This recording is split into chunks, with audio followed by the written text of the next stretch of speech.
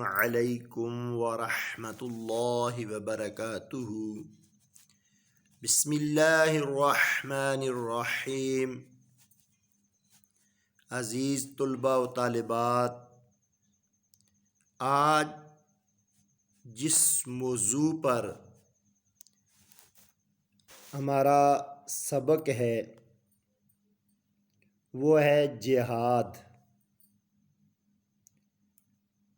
جہاد کے لفظی اور لغوی معنی ہے کوشش کرنا۔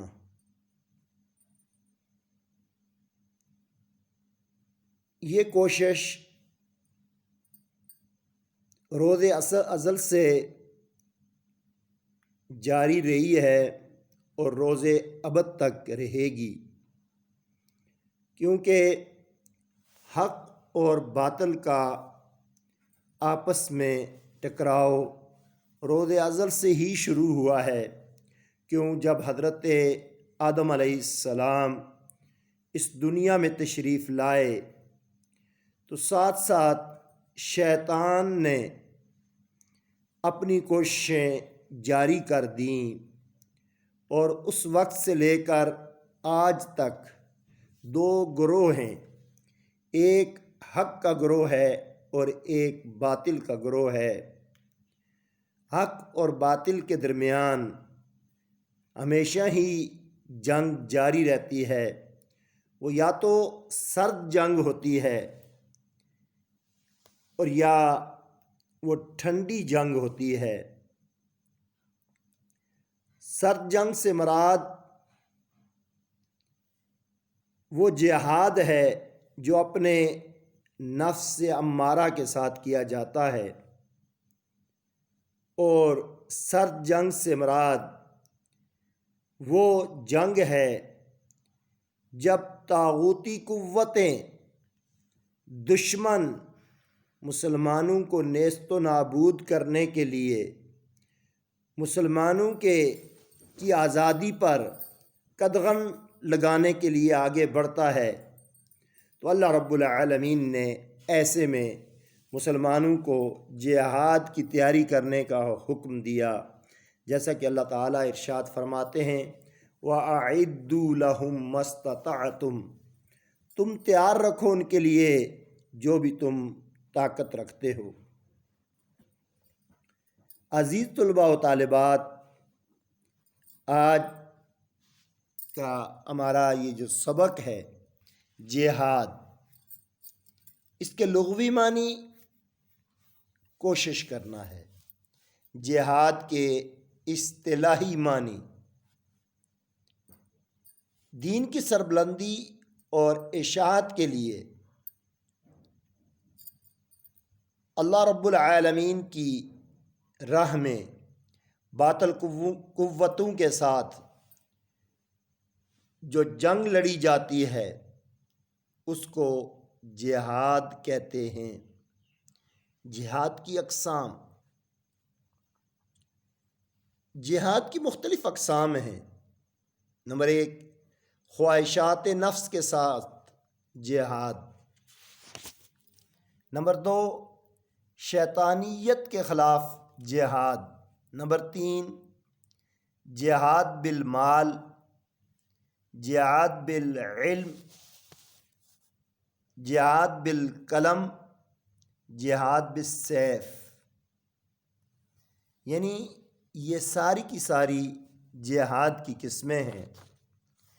ایک مرتبہ جہاد بالنفس، ایک مرتبہ نبی اکرم صلی اللہ علیہ وسلم ایک جنگ سے واپس تشریف لا رہے تھے تو آپ نے فرمایا رجعنا من الجہاد الاصغر الى الجہاد الاکبر، کہ ہم چھوٹے جہاد سے بڑے جہاد کی طرف لوٹ رہے ہیں۔ صحابہ کرام رضوان اللہ علیہم اجمعین نے ارشاد فرمایا یا رسول اللہ صلی اللہ علیہ وسلم، ہم نے دشمن کے ساتھ جنگ لڑی، اس میں خود بھی زخموں سے چور چور ہوئے، دشمن کو بھی، خود بھی ہمارے مسلمانوں نے جام شہادت نوش کیا اور دشمن کو بھی واصل جہنم کیا۔ یا رسول اللہ، وہ اگر چھوٹا جہاد ہے تو بڑا جہاد کون سا ہے؟ رسول اللہ صلی اللہ علیہ وسلم نے ارشاد فرمایا، نفس کے ساتھ جو جہاد ہے وہ بڑا جہاد ہے۔ شیطانی قوتوں کے خلاف جہاد۔ شیطان ہر وقت مسلمانوں کا دشمن ہے، خواہ وہ انسانوں کی شکل میں ہو یا جنات کی شکل میں ہو۔ بسا اوقات ایک انسانی شکل میں آپ کے سامنے شیطان آتا ہے اور آپ کو ایسے ایسے مشورے دیتا ہے کہ آپ کو نیکی کے کاموں سے منع کرتا ہے، ہزاروں حکمتیں بتاتا ہے کہ جی اگر آپ ایسا کرو گے تو پھر آپ امیر ہو جاؤ گے، آپ کے پاس مال و دولت کے انبار لگ جائیں گے۔ مثال کے طور پر سود کا کام ہے، رشوت ہے، اور اس طرح کے ناجائز طریقے جو ہیں وہ آپ کے ذہن میں ڈالتا ہے۔ تو یہ بظاہر ایک انسان ہوتا ہے، لیکن وہ شیطان کی شکل میں ایک انسان ہوتا ہے۔ اسی لیے فرمایا شیطان سے جہاد یہی ہے کہ انسان ہر وقت اس کا مقابلہ کرے۔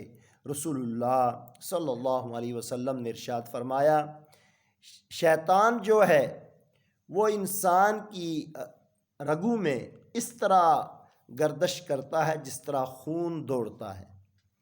تو یہ ہمارا سب سے بڑا دشمن ہے جو ہمارے ساتھ ہے، اس سے اپنے آپ کو محفوظ کرنا بھی جہاد ہے، اور اسی کو کہتے ہیں شیطانی قوتوں کے ساتھ جہاد۔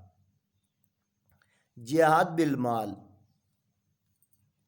دین اسلام کی حفاظت کے لیے، دین کی اشاعت کے لیے، ملت اسلامیہ کے دفاع کے لیے اگر مال کی ضرورت پڑے تو انسان اپنا مال اللہ کے راستے میں قربان کر دے۔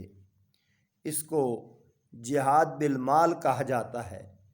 جیسا کہ آپ اس بات سے واقف ہیں کہ ایک مرتبہ نبی اکرم صلی اللہ علیہ وسلم کو جہاد کے لیے مال کی ضرورت تھی، تو آپ صلی اللہ علیہ وسلم نے مال اللہ کے راستے میں لانے کے لیے کو کہا، تو سب صحابہ کرام نے بڑھ چڑھ کر اس میں حصہ لیا، لیکن سیدنا صدیق اکبر رضی اللہ تعالی عنہ اپنے گھر کا سارا اثاثہ اٹھا کر لے آئے۔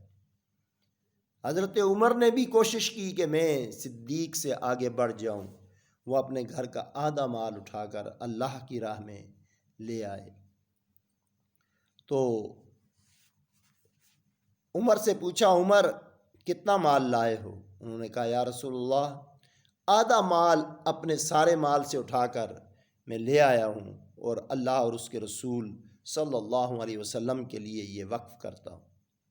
صدیق سے پوچھا، صدیق آپ بتاؤ آپ گھر میں کیا چھوڑ کر آئے ہو؟ سبحان اللہ۔ انہوں نے کہا، یا رسول اللہ صلی اللہ علیہ وسلم میں اللہ اور اللہ کے رسول کا نام گھر میں چھوڑ کر آیا۔ یعنی کتنا پیارا جملہ ہے کہ میں اللہ اور اللہ کے رسول کا نام چھوڑ کر آیا ہوں۔ تو اپنے گھر کا ساری کی ساری پونجی جو ہے وہ لا کر نبی اکرم صلی اللہ علیہ وسلم کے قدموں پر پھینک دی، قربان کر دی۔ تو اس سے یہ پتہ چلتا ہے کہ اپنا مال وہ بھی اللہ کے راستے میں قربان کر دینا چاہیے۔ قرآن پاک نے واضح طور پر ارشاد فرمایا، نَبْلُوَنَّكُم بِشَيْءٍ مِّنَ الْخَوْفِ وَالْجُوعِ وَنَقْصٍ مِّنَ الْأَمْوَالِ وَالْأَنفُسِ وَالثَّمَرَاتِ۔ اللہ رب العالمین قرآن میں ارشاد فرماتے ہیں کہ میں تمہیں مختلف طریقوں سے آزماؤں گا، تمہارے مال سے بھی آزماؤں گا، تمہارے پھلوں کے نقصان سے بھی آزماؤں گا، جانوں کے نقصان سے بھی آزماؤں گا۔ لیکن کامیاب لوگ وہ ہیں جو اس امتحان میں کامیاب ہوں گے، امتحان میں کامیاب ہوں گے۔ اللہ رب العالمین فرماتے ہیں کہ ان کے لیے بشارت ہے، ان کے لیے خوشخبری ہے۔ جہاد بالعلم، علم کے ذریعے جہاد پھیلانا، یعنی وہ ایسے لوگوں کو دین اسلام کا علم دے اور لوگوں کو نیکی کی طرف راغب کرے، برائیوں سے منع کرے۔ سبحان اللہ۔ اللہ تعالیٰ نے قرآن مجید میں ارشاد فرمایا، کنتم خیر امہ، اے امت محمد صلی اللہ علیہ وسلم تم بہترین امت ہو۔ کس حوالے سے؟ فرمایا تأمرون بالمعروف وتنہون عن المنکر، تمہارا یہ کام بہت پسند آتا ہے کہ تم نیکی کا حکم دیتے ہو اور برائی سے منع کرتے ہو۔ اور اللہ رب العالمین نے ارشاد فرمایا قرآن پاک سورہ نحل آیت نمبر 125 میں، وَجَادِلْهُمْ بِالَّتِي هِيَ أَحْسَنُ، ان کے ساتھ بحث مباحثہ کیجئے پسندیدہ طریقے سے۔ اور نبی اکرم صلی اللہ علیہ وآلہ وسلم نے ارشاد فرمایا، سب سے بڑا جہاد جابر سلطان کے سامنے کلمہ حق بلند کرنا ہے۔ جیسا کہ یزید ہر قسم کی بے حیائی، فحاشی کے اڈے کھول دیے تھے، یہاں تک کہ نعوذ باللہ من ذالک خانہ کعبہ اور مسجد نبوی کی حرمت کو بھی پامال کر رہا تھا۔ اور اس وقت حضرت امام حسین رضی اللہ تعالی عنہ نے اس کے خلاف علم بغاوت اٹھایا اور اس کو کہا کہ یہ پاک ہاتھ ہیں، یہ ناپاک ہاتھوں میں نہیں جاتے۔ تو علم کے ذریعے جہاد کا مطلب یہ ہے کہ پوری امت میں، پوری انسانیت میں علم کو عام کیا جائے، کوئی ایک بچہ بھی علم کی روشنی سے محروم نہ رہے، اس تک بھی علم پہنچایا جائے۔ تو یہ جہاد بالعلم ہے۔ جہاد بالقلم، جہاد بالقلم سے مراد یہ ہے کہ قلم کے ذریعے سے علم کی ترویج کی جائے، یعنی یہ جو کتابیں لکھی جاتی ہیں ان کو عام کیا جاتا ہے، دوسرے لوگوں تک پہنچایا جاتا ہے۔ یہ اخبار میں جو دینی معلومات ہوتی ہیں اور یہ میڈیا پر جو دینی معلومات ہوتی ہیں، یہ ساری کی ساری جہاد بالقلم کے زمرے میں آتی ہیں۔ جہاد بالسیف، جہاد کی ایک صورت یہ بھی ہے کہ اپنی جان کے ذریعے اللہ کی راہ میں جہاد کیا جائے، اس کو جہاد بالسیف کہتے ہیں، یعنی تلوار کے ذریعے جہاد۔ سبحان اللہ۔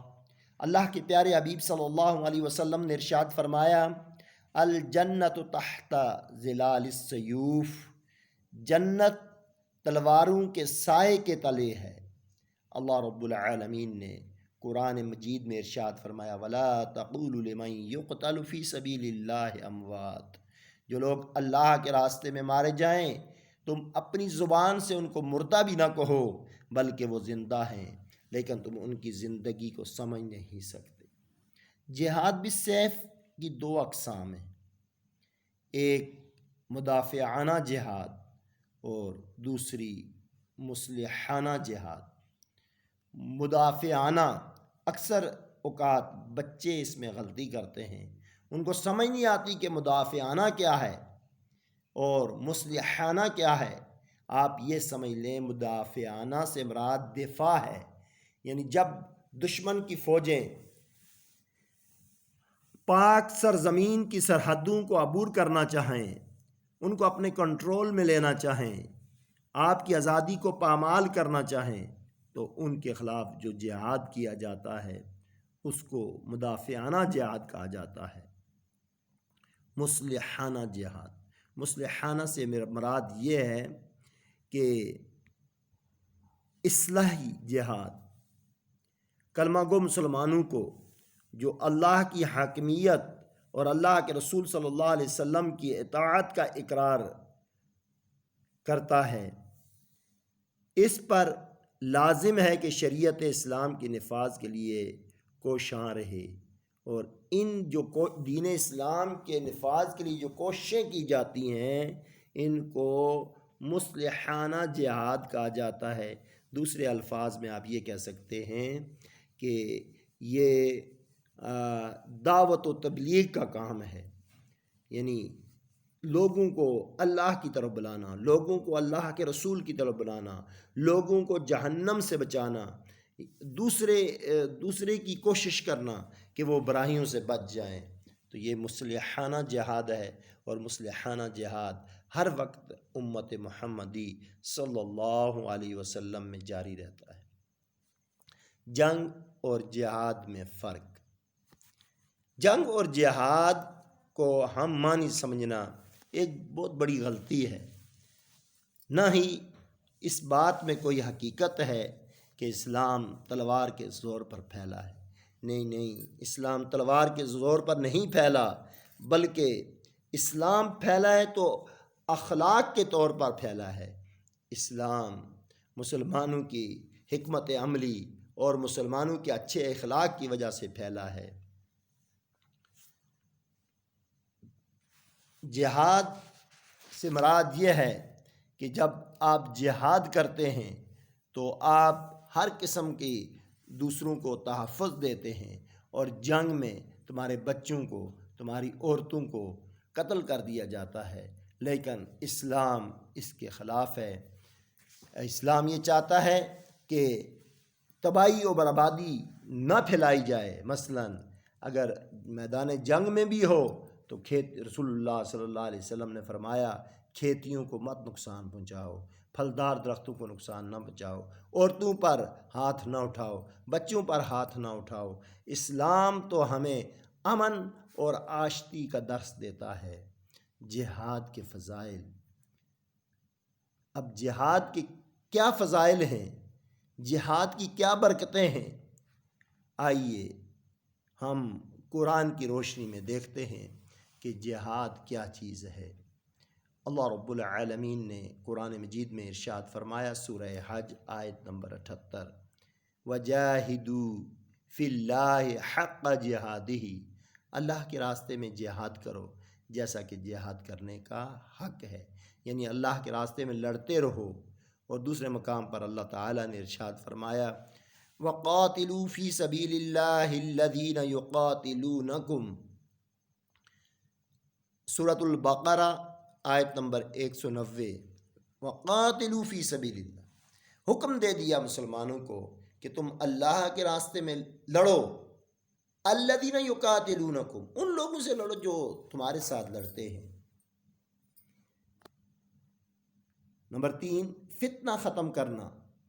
اللہ رب العالمین نے واضح طور پر قرآن پاک میں ارشاد فرمایا، وَقَاتِلُوهُمْ حَتَّى لَا تَكُونَ فِتْنَةٌ وَيَكُونَ الدِّينُ لِلَّهِ، سورۃ البقرہ آیت نمبر 193۔ اللہ ارشاد فرماتے ہیں کہ ان سے لڑو، حَتَّى لَا تَكُونَ فِتْنَةٌ، یہاں تک فتنہ و فساد ختم ہو جائے اور سارے کا سارا دین اللہ کے لیے ہو جائے، پوری دنیا میں اسلام پھیل جائے، اس وقت تک جہاد مسلمانوں پر فرض ہے، جان و مال سے جہاد کرنا۔ اللہ تعالیٰ نے قرآن پاک میں ارشاد فرمایا، انما المؤمنون الذین آمنوا باللہ ورسولہ ثم لم يرتابوا وجاہدوا باموالہم وانفسہم فی سبیل اللہ اولئک هم الصادقون، سورۃ الحجرات آیت نمبر 15۔ ترجمہ، مومن وہ لوگ ہیں جو اللہ اور اس کے رسول پر ایمان لائے اور پھر انہوں نے شک نہ کیا، اللہ کی راہ میں مالوں سے اور جانوں سے جہاد کیا، یہی لوگ سچے ہیں۔ اولئک هم الصادقون، یہی لوگ سچے ہیں۔ سامان جنگ تیار رکھنے کا حکم۔ اللہ تعالیٰ قرآن پاک میں سورہ انفال میں ارشاد فرماتے ہیں آیت نمبر 60، وَأَعِدُّوا لَهُم مَّا اسْتَطَعْتُم مِّن قُوَّةٍ وَمِن رِّبَاطِ الْخَيْلِ تُرْهِبُونَ بِهِ عَدُوَّ اللَّهِ وَعَدُوَّكُمْ، ترجمہ، تیار کر لو تم دشمنوں کے لیے جتنا بھی تم سے ہو سکے سامان جنگ، اور تیار رکھو اپنے گھوڑے تاکہ ڈراؤ تم اس سے اللہ کے دشمنوں کو اور تم اپنے دشمنوں کو۔ جہاد کرنے والوں کی فضیلت اللہ رب العالمین ارشاد فرماتے ہیں کہ جو لوگ اللہ کے راستے میں شہید ہو جاتے ہیں انہیں مردہ نہ کہو بلکہ وہ زندہ ہیں۔ دوسرے مقام پر اللہ تعالیٰ نے ارشاد فرمایا کہ تم ان کو مردہ گمان بھی نہ کرو۔ اللہ رب العالمین نے سورہ نساء میں ارشاد فرمایا فضل اللہ المجاہدین باموالہم وانفسہم علی القائدین درجہ، اللہ نے اپنے مالوں اور جانوں سے جہاد کرنے والے مسلمانوں کو، گھر بیٹھے رہنے والے مسلمانوں پر فضیلت عطا کی ہے۔ حدیث کی روشنی میں جہاد۔ آئیے قرآن کی روشنی کے بعد اب ہم یہ دیکھتے ہیں کہ جہاد کے بارے میں اللہ کے رسول صلی اللہ علیہ وسلم نے کیا ارشاد فرمایا۔ اعلیٰ مقام، اللہ کے رسول صلی اللہ علیہ وسلم نے جہاد کو دین کا اعلیٰ مقام قرار دیا ہے۔ رسول اکرم صلی اللہ علیہ وسلم کا ارشاد گرامی ہے، اصل چیز اسلام ہے اور اسلام کا عمود جس پر اس کی عمارت قائم ہے وہ نماز ہے اور اس کا اعلیٰ مقام جہاد ہے۔ دنیا کے کاموں میں سے بہتر اللہ اور اس کے رسول صلی اللہ علیہ وسلم نے جہاد کو دنیا کے کاموں میں سے بہتر قرار دیا ہے۔ ارشاد نبوی صلی اللہ علیہ وسلم ہے، خدا کی راہ میں ایک دن کی چوکیداری، اللہ کی راہ میں ایک دن نکلنا دنیا اور دنیا کی تمام چیزوں سے بہتر ہے۔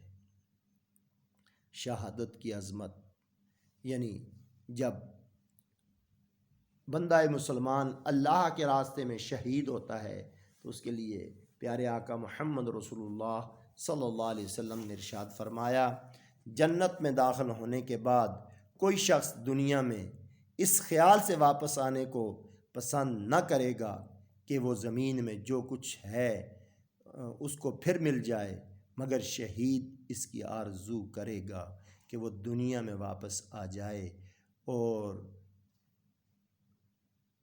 10 مرتبہ مارا جائے، اس لیے کہ وہ شہادت کی عظمت اور ثواب کو جانتا ہے۔ اور شہید جب اس کے گلے پر خنجر چلتا ہے، اس کے گلے پر جب تلوار چلتی ہے تو اس کو اللہ کا دیدار حاصل ہوتا ہے، اس لیے اس کی آرزو ہوتی ہے کہ میں بار بار زندہ کیا جاؤں اور بار بار مارا جاؤں۔ جہاد نہ کرنے والوں کی مذمت رسول اللہ صلی اللہ علیہ وسلم نے اس طرح بیان فرمائی۔ آپ صلی اللہ علیہ وسلم نے فرمایا، جس نے جہاد نہ کیا وہ مر گیا، اس کا موقع آیا تھا، یعنی اس کو یہ موقع ملا تھا کہ وہ جہاد کرے لیکن پھر بھی جہاد نہ کیا، اس نے جہاد کی تیاری نہ کی اور مر گیا۔ اس کے پاس تیاری کے وسائل بھی تھے مگر اس نے جہاد کی آرزو اور تمنا بھی دل میں نہ رکھی، وہ مر گیا۔ یوں سمجھو کہ وہ جاہلیت کی موت پر مرا۔ راہ خدا میں جاگنے والوں کی اہمیت، جو اللہ کے راہ میں رات کو جاگتے ہیں، رات کو پہرا دیتے ہیں۔ رسول اللہ صلی اللہ علیہ وسلم نے ارشاد فرمایا، 2 آنکھوں کو آگ نہیں چھوئے گی، ایک وہ آنکھ جو اللہ کے خوف سے رو پڑے اور دوسری وہ جو اللہ تعالیٰ کی راہ میں پہرا دیتے ہوئے رات گزار دے۔ سبحان اللہ۔ ایک اور مقام پر رسول اللہ صلی اللہ علیہ وسلم نے ارشاد فرمایا کہ جو آنکھ اللہ کے راہ میں پہرا دیتی ہے اس کو جہنم کی آگ کا دھواں بھی نہیں پہنچ سکے گا۔ ایک وہ آنکھ جو اللہ کے خوف سے رو پڑے اور وہ دوسری وہ آنکھ جو اللہ کی دین کی خاطر رات کو جاگ کر پہرا دے۔ جہاد جنت کا ذریعہ ہے، اصول جنت کا ذریعہ جہاد ہے۔ رسول اللہ صلی اللہ علیہ وسلم نے ارشاد فرمایا، الجنت تحت ظلال السیوف، جنت تلواروں کے سائے کے نیچے ہے۔ تو اسی لیے علامہ محمد اقبال رحمۃ اللہ علیہ نے فرمایا، شہادت ہے مطلوب و مقصود مومن، نہ مال غنیمت نہ کشور کشائی، یعنی مومن کی آرزو اور مومن کی التجا جو ہوتی ہے وہ شہادت ہوتی ہے، وہ اللہ کے راستے میں شہید ہونا ہوتا ہے، نہ اس کے ذہن میں مال غنیمت ہوتا ہے اور نہ ملک کی فتح، ملک کو حاصل کرنا ہوتا ہے۔ اللہ تعالیٰ امت مسلمہ کو غزوہ بدر، غزوہ احد، غزوہ حنین اور میدان کربلا میں امام حسین علیہ السلام نے جو اللہ کے دشمنوں کے ساتھ جنگ کی، اس کے صدقے سے اس وقت بھی پوری دنیا جو ہے اسلام کے خلاف سینہ سپر ہو کر کھڑی ہے۔ وہ خواہ جس حالت میں بھی ہو وہ اسلام کو نقصان پہنچانا چاہ رہے ہیں۔ آپ کشمیر کو دیکھیں، آپ بوسنیا کو دیکھیں، آپ افغانستان کو دیکھیں، آپ اپنے ملک کے اندر دیکھیں کہ پاکستان میں کیا ہو رہا ہے۔ اس وقت ضرورت اس چیز کی ہے کہ سارے امت مسلمان جمع ہو جائے اور جہاد میں شریک ہو جائیں، خواہ وہ علم کا جہاد ہو، خواہ وہ قلم کا جہاد ہو، خواہ وہ جہاد بالمال ہو۔ مسلمان کو اس وقت اس چیز کی ضرورت ہے کہ وہ متحد ہوں اور اللہ کے راستے میں کوشش کریں، تو پھر اسلام انشاءاللہ ایک وقت ایسا آئے گا کہ اسلام غالب آ کر رہے گا، اور اسلام کا غلبہ یہ آپ لوگوں کی وجہ سے ہے۔ اگر آپ آگے نکلیں گے اسلام کے لیے، آپ جہاد کریں گے، اپنے نفس کے ساتھ جہاد کریں گے، برائیوں کے خلاف جہاد کریں گے، سود کے خلاف جہاد کریں گے، رشوت کے خلاف جہاد کریں گے، تو ہم کامیاب ہو جائیں گے۔ اللہ تعالی ہم کو عمل کی توفیق عطا کرے۔ عزیز طلباء و طالبات، یہ جو سبق آج ہم نے پڑھا ہے، آپ کو امید ہے کہ آپ کو اچھا لگا ہوگا، آپ کو پسند آیا ہوگا۔ آپ اس کو ضرور پڑھیں اور اس کو پسند کریں، اور آپ امتحانی نقطۂ نظر سے بھی اس کو تیار کریں، تو اللہ تعالی ہمارا حامی و ناصر ہو۔ جزاکم اللہ خیرا۔ السلام علیکم ورحمۃ اللہ وبرکاتہ۔